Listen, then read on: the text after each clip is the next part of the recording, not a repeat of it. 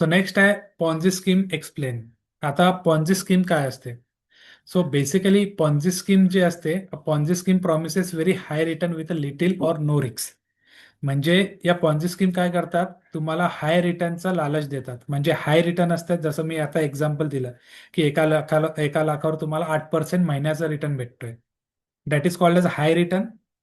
8% म्हणजे high return मध्ये येतो. With little or no risk म्हणजे हे लोक काय करतात की तुम्हाला काय सांगतात की याच्यामध्ये कोणताही रिस्क नाहीये किंवा फार कमी रिस्क आहे. राईट. आणि असे जे फ्रॉड होत आहेत हे कुठे होत आहेत? हे होत आहे ट्रेडिंगमध्ये. राईट. याच्यामध्ये काय होते की कोणीही तुम्हाला येऊन सांगते की आम्ही ट्रेडिंग करतो, आमच्याकडे एक्सपिरियन्स माणूस आहे, ज्याला की एक्सपिरियन्स आहे, तो फॉरेक्समध्ये इन्व्हेस्टमेंट करतो, फॉरेक्समध्ये ट्रेडिंग करतो, किंवा इन्व्हेस्टर आहे मोठा, त्याला चांगला एक्सपिरियन्स आहे, तो महिन्याचे 15% काढतो. राईट. तर अशा प्रकारचे फ्रॉड असतात. हे काय करतात पॉन्झी स्कीमवाले, तर हे कसं नेटवर्क बनवतात, त्याच्यामध्ये हाय रिटर्नचा ते दावा करतात. Instead of earning genuine profit म्हणजे त्यांच्याकडून ते प्रॉफिट तर जनरेट होत नाही. The scam may use money investor to pay early investor. म्हणजे याच्यामध्ये काय करतात की जो नवीन इन्व्हेस्टर येतो त्याचाच पैसा तो जुन्या इन्व्हेस्टरला देतात. राईट. आता ही जी साखळी आहे ही नेटवर्क मार्केटिंग मध्ये काम करते. नेटवर्क मार्केटिंग म्हणजे काय, की सपोज आता मी एखादा प्लॅन आणला म्हणजे काय की तुम्ही फक्त 10,000 इन्व्हेस्ट करा, तुम्हाला त्याच्यावर 8% रिटर्न भेटतील. आता नवीन जो माणूस असला तो काय करतो की चला 10,000 रुपये आपण इन्व्हेस्ट करून पाहू. जेव्हा तो 10,000 इन्व्हेस्ट करतो तेव्हा काय होतं की त्याला 1-2 महिने, 3 महिने, 4 महिने, 5 महिने असे पैसे येत राहतात. त्याचा काय होतं, ट्रस्ट वाढतो त्याच्यात. इन द सेन्स काय होतंय की नाही, आपल्याला 6 महिने झाले पैसे आलेले म्हणजे काहीतरी चांगलं आहे, म्हणजे याच्यात काही स्कॅम वगैरे नाहीये. पण तो पैसा येतो कुठून, जसे जसे इन्व्हेस्टर वाढत जातात. म्हणजे आता काय झालं की मी निशानला सांगितलं, निशान अशी अशी स्कीम आहे. राईट. ऑनलाईन आलेली, ट्रेडिंग करतो, प्रॉपर ट्रेडिंग होते, त्याचे इन्व्हेस्टमेंट छान आहे आणि ते आपल्याला 8% रिटर्न देत आहेत. म्हणजे निशान काय करेल त्या टायमाला की विचार करेल, अरे यार मला 10,000 इन्व्हेस्ट केलं तर 800 रुपये महिन्याची मिळत आहेत. राईट. जर मी 2-3 वर्ष ठेवले तर माझे पैसे चांगले बनतील. मग निशान काय करतो की पहिले 10,000 इन्व्हेस्ट करतो. मग निशानला काय होते की 6-7 महिने काय होते की चांगलं प्रॉफिट येते. म्हणजे 800-800 रुपये 6-7 महिने ते कंटिन्यू चालू राहतं. मग निशान काय करतो की निशानकडे मग 1 लाख 2 लाख रुपये येतात. मग निशान काय विचार करतो, यार माझ्याकडे 1-2 लाख रुपये आलेले, मी काय करतो आता हे या स्कीम मध्ये टाकतो जेणेकरून मला चांगलं रिटर्न भेटेल. म्हणजे इथं काय झालेलं आहे, निशांचं झालेलं आहे, माइंडसेट जो आहे तो कशावर आलेला, हाय रिटर्न्सवर. म्हणजे मला हाय रिटर्न भेटतं आणि मला माझे लाईफ गोल जे आहेत ते लवकर अचीव करता येतील. म्हणजे इथे निशांचा काय झाला, माइंडसेट चेंज झाला. त्याच्यानंतर निशान काय करतो की 1-2 लाख रुपये त्या स्कीम मध्ये भरतो. 1-2 लाख रुपये त्या स्कीम मध्ये भरल्यानंतर त्याच्यानंतर काय होते की निशानला 3-4 महिने अजून पैसे यायला लागतात, की अराउंड किती यायला लागले आता, 8% म्हटल्यावर एका लाखावर 8,000 रुपये. राईट. म्हणजे 3 महिने आले म्हणजे 24,000 रुपये निशाननी कमवले. हे चालते वर्षभर.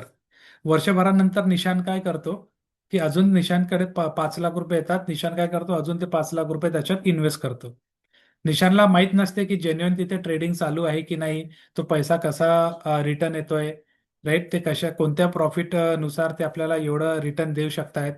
पण ते ऍक्च्युली त्याच्या मागचं रिझन काय असते की नवीन इन्व्हेस्टर जोपर्यंत वाढत असतात तोपर्यंत निशानला पैसे तिथं भेटत असतात.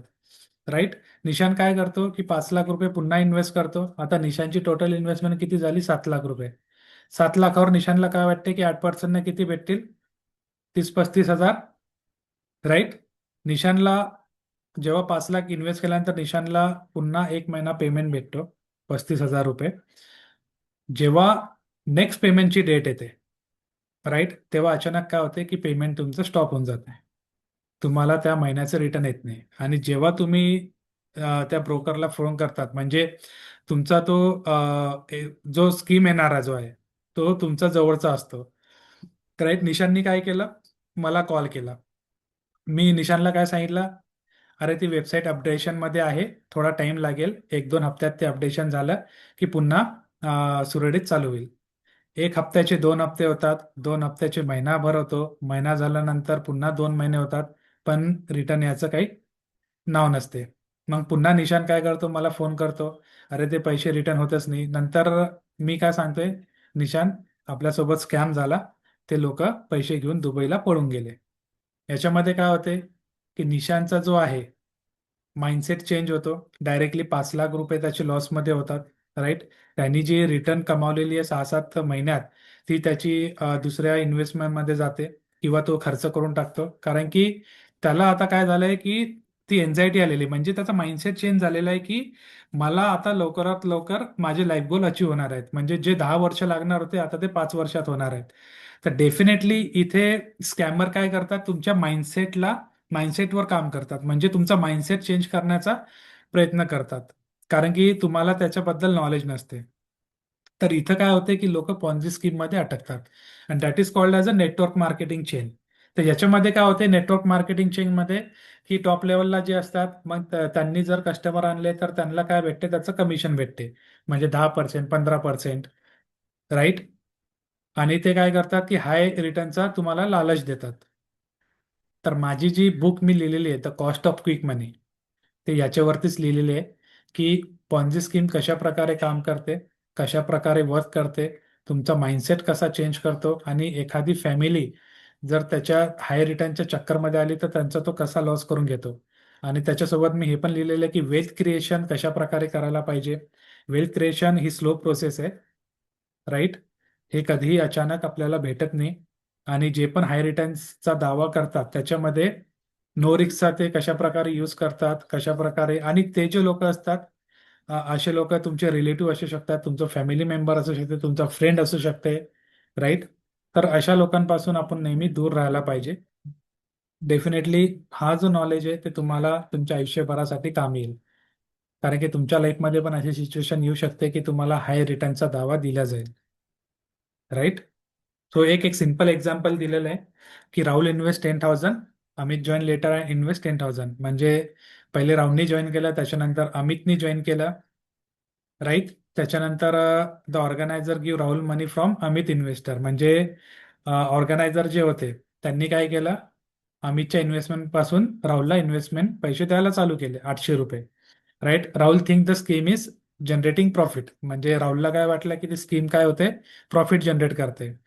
पण मोर पीपल जॉईन, त्याच्यानंतर अजून लोक जॉईन होत आहेत. इव्हेंच्युअली न्यू मनी स्टॉप, म्हणजे जेव्हा नवीन पैसे यायला स्टॉप होतात, आणि द स्कीम कोलॅप्स, म्हणजे ती स्कीम काय होते, स्कीम जे होते तीच कोलॅप होते. That is called as a Ponzi scheme. त्याला आपण काय म्हणतो, पॉन्झी स्कीम. म्हणून अशा कोणत्याही पॉन्झी स्कीम मध्ये आपल्याला अटकायचं नाही. हे पॉन्झी स्कीम कुठून कुठून येऊ शकतात, हाय रिटर्न कुठून येतात, एखादं प्रोडक्ट असेल, जसं तुम्हाला सांगितलं असेल की हे आमचं प्रोडक्ट आहे, हे विकल्यानंतर तुम्हाला एवढे पैसे भेटतील. राईट. त्याच्यानंतर ट्रेडिंगमध्ये सगळ्यात जास्त स्कॅम होतात. फॉरेक्स ट्रेडिंग आहे, क्रिप्टो ट्रेडिंग आहे. राईट. तर जसं क्रिप्टोमध्ये किंवा फॉरेक्समध्ये जास्त ट्रेडिंग होते, तिथे जास्त पैसा भेटतो म्हणून लोक त्याच्यावर जास्त विश्वास करतात. जसं कॉईन असतील, क्रिप्टो कॉईन असेल, त्याचं एखादी लॉन्चिंग असेल तर त्याच्यामध्ये तुम्हाला ते फसवल्या जाते. तर या गोष्टीपासून आपल्याला दूर राहायचं. एकदा जर तुमचे पैसे गेले तर ते कधीही आयुष्यात तुम्हाला वापस भेटत नाही. हे तुम्ही लक्षात ठेवा. याच्यामध्ये भरपूर सारे चिट फंड आहे. राईट. त्याच्यामध्ये तुम्ही जर ऑनलाईन पण गुगलमध्ये टाकलं की इंडियामध्ये आतापर्यंत किती स्कॅम झालेले आहेत, पॉन्झी स्कीम, तर तुम्हाला प्रत्येकाची लिस्ट भेटेल तिथे. स्कॅम रिअल इस्टेटमध्ये पण असू शकतात. रिअल इस्टेटमध्ये आपल्याला कोणत्या गोष्टी चेक करायला पाहिजे रिअल इस्टेट घेण्याच्या पूर्वी, त्याच्यावर पण मी एक सेशन घेईल. तर जेणेकरून तुम्हाला त्याच्याबद्दलही थोडं माहिती पडेल. राईट. सो इथपर्यंत समजलं पॉन्झी स्कीम. जिथं हाय रिटर्न आहे तिथे रिस्क आहे. राईट. डेफिनेटली ते आपल्याला अवॉइड करायचं आहे. आणि जिथे कोणी तुम्हाला म्हणते की याच्यात कोणतीही रिस्क नाहीये, फक्त 5% रिस्क आहे, 2% रिस्क आहे, तर डेफिनेटली ते पण ॲज अ पॉन्झी स्कीम म्हणूनच काम करते. कारण की सेबी स्वतः म्हणते, जेव्हा म्युच्युअल फंड तुम्ही इन्व्हेस्टमेंट करतात तर तेव्हा सेबी स्वतः म्हणते की investment is market to subject risk. Right. तिथे रिस्क असते, प्रत्येक गोष्टी रिस्क असते. आणि ही पॉन्झी स्कीमवाले तेच म्हणतात की आमच्याकडे कोणतीही रिस्क नाही, तुमचं कॅपिटल सेफ आहे, सगळ्या गोष्टी सेफ आहे. तर जिथे अशा गोष्टी येतात तिथं नक्की एक मोठी पॉन्झी स्कीम वर्क करते. राईट. Got it. समजलं सगळ्यांना. Yes. Yes. So warning science काय असतं याच्यामध्ये? गॅरंटीड हाय रिटर्न, जसं आपण आता डिस्कस केलं त्याच्यामध्ये हाय रिटर्न असतो 5%, 7%, 10%, right. No risk investment promises, म्हणजे ते काय प्रॉमिस करतात की या इन्व्हेस्टमेंटमध्ये कोणतेही रिस्क नाही, right. These are the warning signs. Warning signs आहे. Pressure to bring new member, म्हणजे आपल्याला प्रेशर टाकलं जाते की तुमच्या फ्रेंडला सांगा, तो जॉईन होईल, आपल्याला प्रेशराईज केला जाते.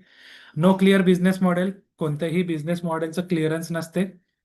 अनरजिस्टर इन्व्हेस्टमेंट स्कीम, म्हणजे त्या ज्या गोष्टी असतात ते अनरजिस्टर असतात. अनरजिस्टर म्हणजे काय?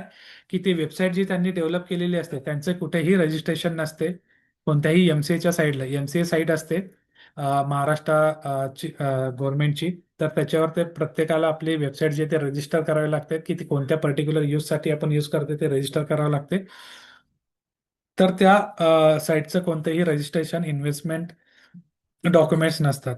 तर त्या गोष्टी आपण चेक करायला पाहिजे, right. So these are the warning signs to check the Ponzi screen, right.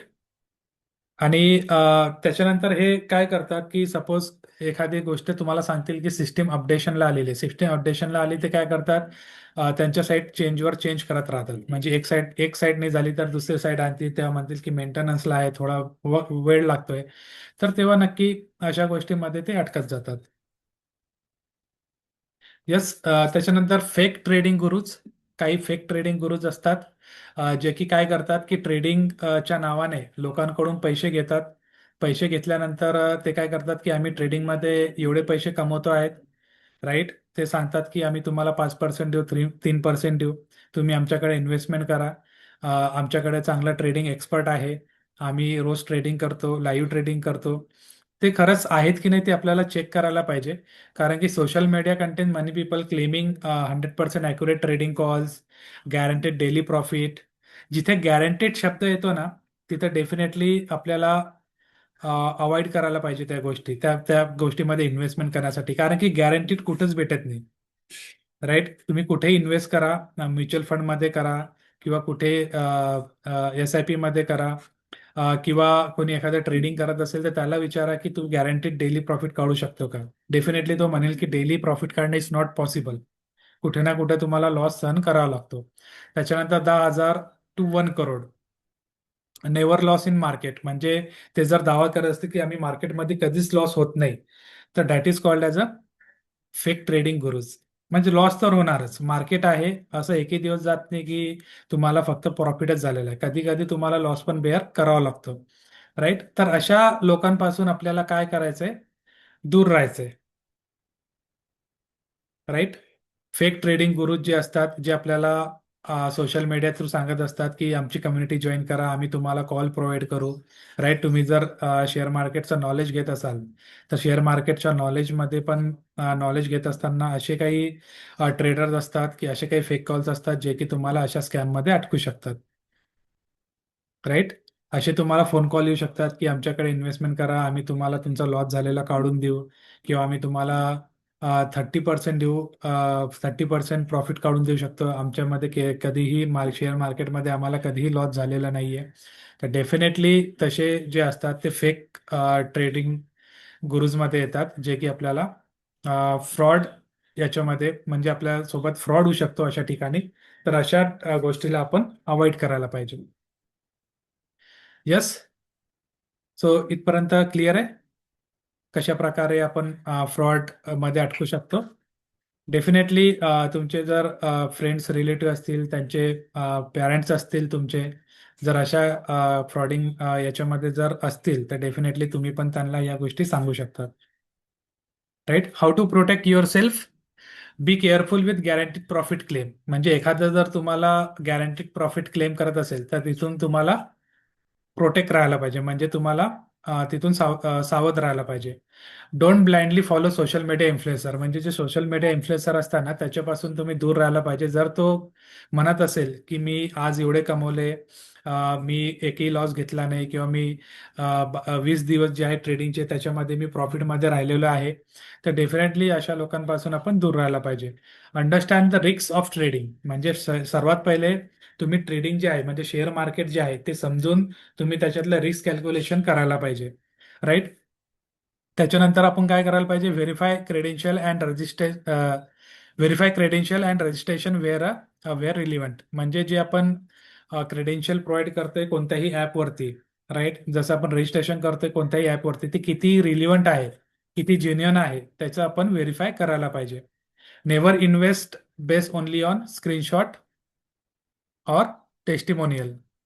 म्हणजे आपण कुठेही इन्व्हेस्ट नाही करायला पाहिजे base on screenshot and testimonial. जर एखादा स्क्रीनशॉट आपल्याला पाठवत असेल डेलीचं, की आम्हाला एवढं प्रॉफिट झालेलं आहे, डेलीचं स्क्रीनशॉट पाठवत असेल, पण जेन्युअन खरंच ते जेन्युअन आहेत का? कारण की काय होते ना, कधी कधी ट्रेडिंगमध्ये काय होते की एखादा ग्रुप आहे, टेलिग्राममध्ये भरपूर चॅनल तुम्हाला भेटतील, त्याच्यामध्ये फ्रॉड पण होत असतात, की ते तुम्हाला ऍड करतात, तिथं स्क्रीनशॉट पाठवत असतात, की मला आज एवढा प्रॉफिट झालेला, आज एवढे आम्ही कमवले, पण त्याचं काही प्रूफ नसतो त्यांच्याकडे की खरंच त्यांनी तेवढे कमवलेले आहेत का.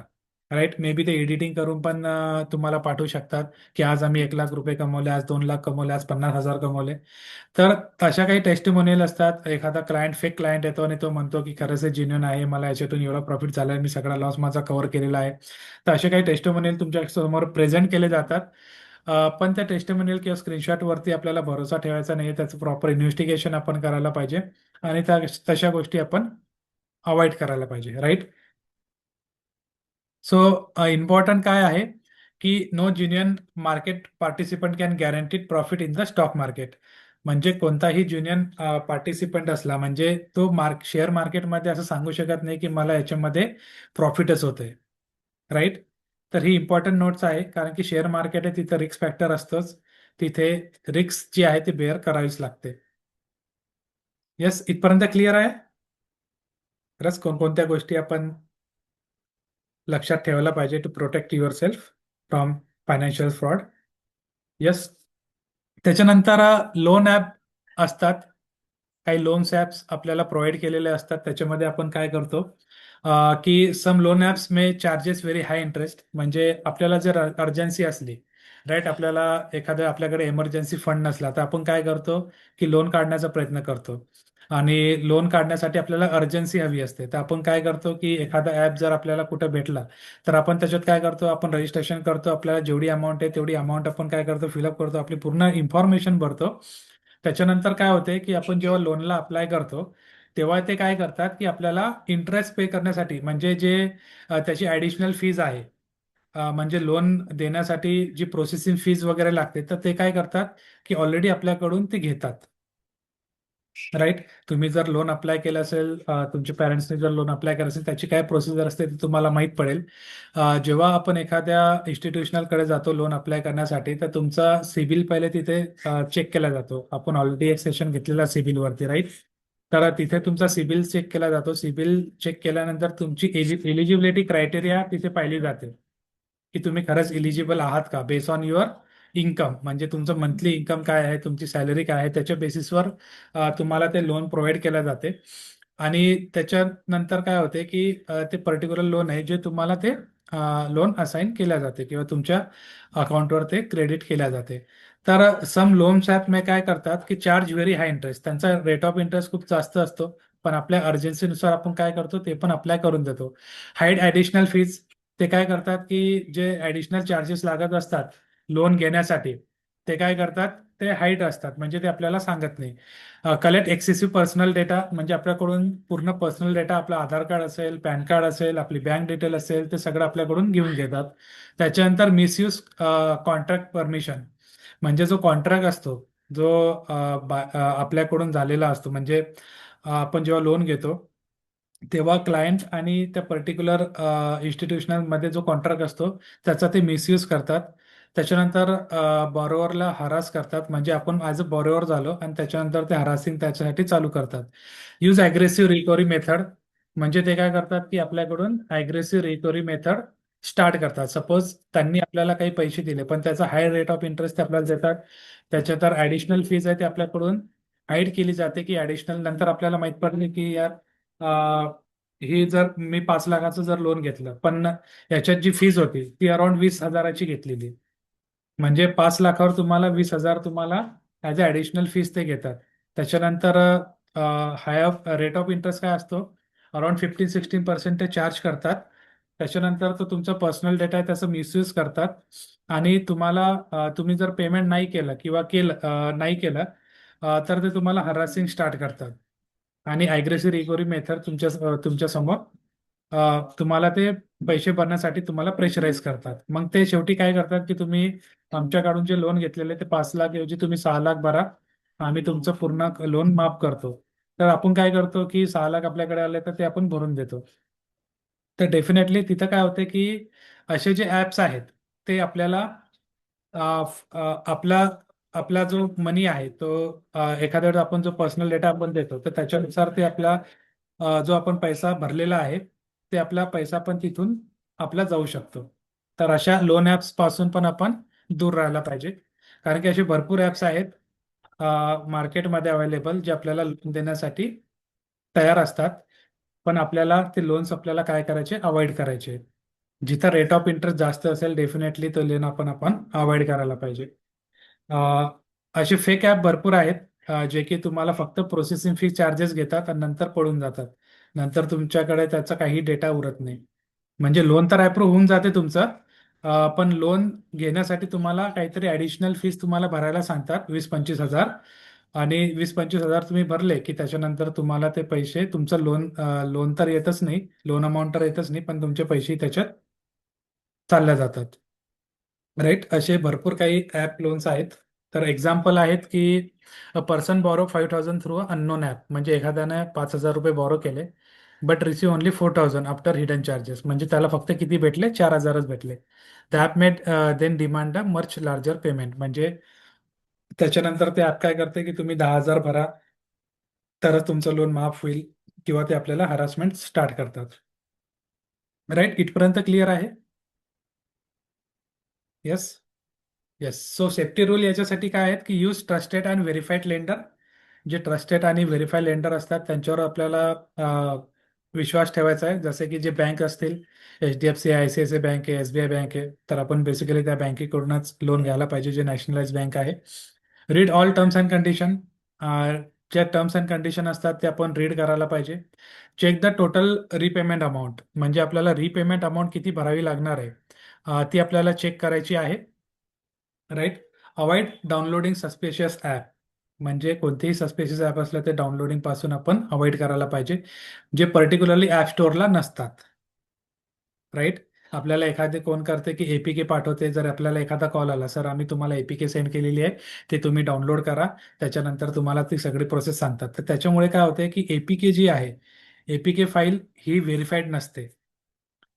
राईट. APK फाईल कोणतेही त्यांचं सॉफ्टवेअर जनरेट करून ते काय करतात, आपल्याला एक APK फाईल पाठवतात, आपण काय करतो, डाउनलोड करतो. डाउनलोड केल्यानंतर काय होते की आपण सगळ्या परमिशन ते अलाउ करतो. अलाउ केल्यानंतर इमिजिएटली तो आपल्या मोबाईल किंवा लॅपटॉपमध्ये, सॉरी मोबाईलमध्ये तो काय करतो, इन्स्टॉल होतो आणि आपले सगळे ऍक्सेस घ्यायला चालू करतो. ते आपल्याला माहित पण नाही पडत, कारण ती बॅकग्राऊंडला ती प्रोसेस चालू असते.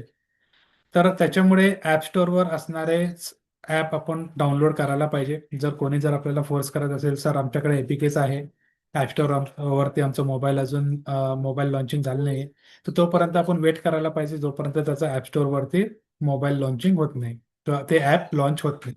राईट. ही गोष्ट लक्षात राहील. आय होप की ही गोष्ट तुम्हाला लक्षात राहील की APK फाईल जर असली, कोणी जर सेंड केलेली असली, व्हॉट्सअप थ्रू केलेली असेल किंवा सोशल मीडिया थ्रू तुम्हाला जर सेंड केली असेल, डेफिनेटली ती इन्स्टॉल करायची नाही. जर तुम्ही ती इन्स्टॉल केली तर डेफिनेटली तुमचं अकाउंट इथे खाली होणार आहे. तर कोणतंही असं अननोन ॲप आपल्या मोबाईलवरती डाउनलोड करायचं नाहीये. Right. Be careful before giving unnecessary permission, म्हणजे अननेसेसरी जर परमिशन तो जर मागत असेल तर डेफिनेटली त्या परमिशन आपल्याला अलाउ करायचं नाहीये. जसं तुमचा कॅमेरा ॲक्सेस असेल, तुमचा डेटा ॲक्सेस असेल, राईट, तर त्या गोष्टी आपल्याला अवॉइड करायच्या आहेत. राईट, इथपर्यंत क्लिअर आहे? Okay, great. सो नेक्स्ट आहे सायबर सिक्युरिटी बेसिक्स. सो याच्यामध्ये आपण सायबर सिक्युरिटी फ्रॉड भरपूर प्रमाणात आपण पाहिलेले आहेत. Cyber security means protecting your money, bank account, mobile phone, personal information, online accounts. Right. So these are the cyber security basic, म्हणजे cyber सिक्युरिटीमध्ये सगळ्याच काही गोष्टी आलेल्या आहेत. त्याच्यामध्ये मनी फ्रॉड होता, बँक अकाउंट फ्रॉड होते, मोबाईल फोन्सवरून फ्रॉड होतात, त्याच्यानंतर पर्सनल इन्फॉर्मेशन पर्सनल इन्फॉर्मेशन तुमची कॅप्चर केली जाते. त्याच्यानंतर ऑनलाईन अकाउंट्स असतात, ऑनलाईन अकाउंट तुमचे हॅक केल्या जातात. So these are the cyber security basics. Cyber security म्हणजे काय की तुम्हाला तुमचे मनी जे आहे ते प्रोटेक्ट केले जाते. तुमचं बँक अकाउंट तिथं प्रोटेक्ट केलं जाते. मोबाईल फोन्स तुमचे प्रोटेक्ट केले जातात. पर्सनल इन्फॉर्मेशन तुमची प्रोटेक्ट केली जाते आणि ऑनलाईन अकाउंट जे आहेत ते प्रोटेक्ट केले जातात. येस. सो सायबर सिक्युरिटीमध्ये काय असतं की मनी जे आहे ते मनी कशा प्रकारे आपण प्रोटेक्ट करू शकतो. जसं तुमच्याकडे मोबाईल ॲप आहे, राईट. मोबाईल ॲपमध्ये फोनपे असेल, राईट, गुगल पे असेल. तर या ज्या पेमेंट गेटवे असतात, जे पेमेंट ॲप्स आहेत, ते आपण कशा प्रकारे प्रोटेक्ट करू शकतो. जसं तुम्ही आता पाहिलं असेल की तुम्ही त्याच्यात तुमचा फोनपे असेल तर त्याच्यामध्ये तुम्ही सिक्युरिटी पासवर्ड टाकू शकतात, किंवा तुमचा फेस रेकॉग्नायझेशन पासवर्ड टाकू शकतात, किंवा एक पॅटर्न जो आहे पॅटर्न क्रिएट करूनच तुम्ही ते ते ॲप जे आहे ते ओपन होते, राईट. बँक अकाउंट असेल तर त्याच्यासाठी पासवर्ड असतात, मोबाईल OTP असतात की OTP आल्याशिवाय ते बँक अकाउंट लॉग इन होत नाही, राईट. त्याच्यानंतर मोबाईल फोनला तुमचा पासवर्ड असतो. जसं फिंगरप्रिंट असेल, राईट. फिंगरप्रिंट्स तुम्ही करतात. तर फिंगरप्रिंटचं असेल किंवा काही पॅटर्न असतील किंवा एखादा सिक्युरिटी नंबर असेल, राईट. पर्सनल इन्फॉर्मेशन जसं डीजी बँक आहे, डीजी लॉकर आहे. डीजी लॉकरमध्ये तुमची पर्सनल इन्फॉर्मेशन ती सिक्युअर असते जोपर्यंत तुम्ही तिथं पासवर्ड प्रोव्हाइड करत नाही, राईट. त्याच्यानंतर ऑनलाईन अकाउंट्स आहेत, जसं तुमचं फेसबुक असेल, ट्विटर असेल, अ, तुमचं इंस्टाग्राम असेल, यूट्यूब चॅनल असेल, ते ऑनलाईन अकाउंट्स आहेत तर तिथे तुम्ही तुमचं प्रोटेक्शन ठेवू शकतात, right. So these are the cyber security basics.